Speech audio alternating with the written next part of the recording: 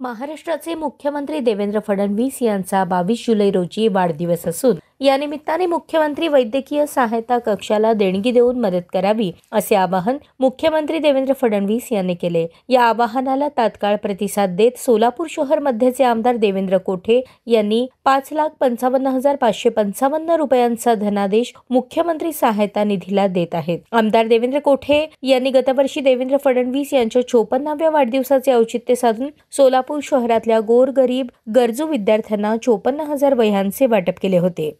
यंदा 55व्या वाढदिवसाचे औचित्य साधून 55,555 वह्या वाटप करण्याचे नियोजन केले असून या वह्यांचे अनावरण दस्तूरखुद्द मुख्यमंत्री देवेंद्र फडणवीस यांच्या हस्ते करण्यात आले। या अनावरणाप्रसंगी आमदार देवेंद्र कोठे यांच्यासह सोलापूर जिल्ह्याचे पालकमंत्री जयकुमार गोरे, अक्कलकोटचे आमदार सचिन कल्याण शेट्टी, पंढरपूर मंगळवेढा मतदारसंघाचे आमदार समाधान अवताडे उपस्थित होते।